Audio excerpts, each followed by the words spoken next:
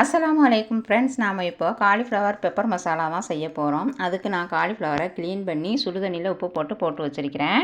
இது ஒரு ஓரமாக இருக்கட்டேன். இப்போ கடாயில் எண்ணெய் சூடாக இருக்குது. அதில் ஒரு அரை டீஸ்பூன் அளவுக்கு சோம்பு சேர்த்துக்கிறேன். சோம்பு நல்லா பொரிஞ்சதுக்கப்புறமா வெங்காயம் சேர்த்துக்கிட்டேன். வெங்காயத்தை நல்லா வதக்கிக்கலாம். இப்போ வெங்காயம் நல்லா வதங்கிடுச்சு. இது கூட தக்காளி கருவேப்பிலை சேர்த்துடலாம். சேர்த்துட்டு இதையும் நல்லா வதக்கி விட்டுடலாம். இப்போ இது நல்லா வதங்கினதுக்கப்புறமா ஒரு 1/4 டீஸ்பூன் அளவுக்கு மஞ்சள் தூள் சேர்த்துக்கிறேன். 1 டீஸ்பூன் அளவுக்கு மிளகாய் தூள், 2 டீஸ்பூன் அளவுக்கு மல்லித்தூள் சேர்த்துக்கிட்டேன். சேர்த்துட்டு நல்லா வதக்கி விட்டுடலாம்.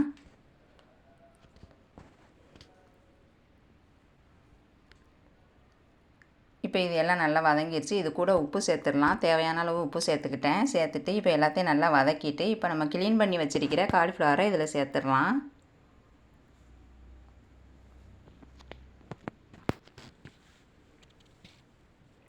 சேர்த்துட்டு எல்லாத்தையும் நல்லா கலந்து விட்டுடலாம். மசாலா எல்லாம் ஒன்று சேர்கிற அளவுக்கு நல்லா கலந்து விட்டுடலாம்.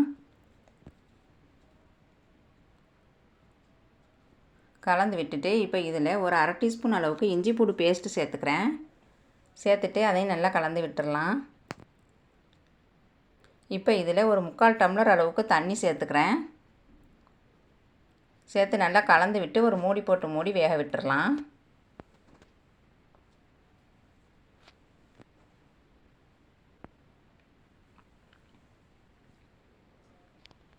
இப்போ திறந்து பார்க்கலாம் எப்படி இருக்குதுன்னு. பாருங்கள், தண்ணியெல்லாம் வற்றி நல்லா காலிஃப்ளவர் நல்லா வெந்து வந்திருக்குது பாருங்கள்.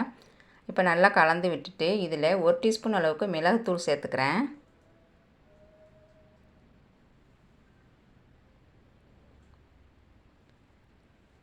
இப்போ இதையும் நல்லா கலந்து விட்டுடலாம்.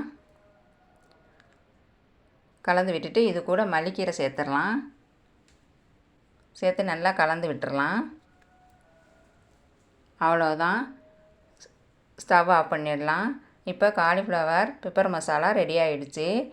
காரசாரமான காலிஃப்ளவர் பெப்பர் மசாலா ரெடி ஆகிடுச்சு. ட்ரை பண்ணி பாருங்கள், ரொம்ப டேஸ்ட்டாக இருக்கும். நீங்கள் ட்ரை பண்ணி பாருங்கள்.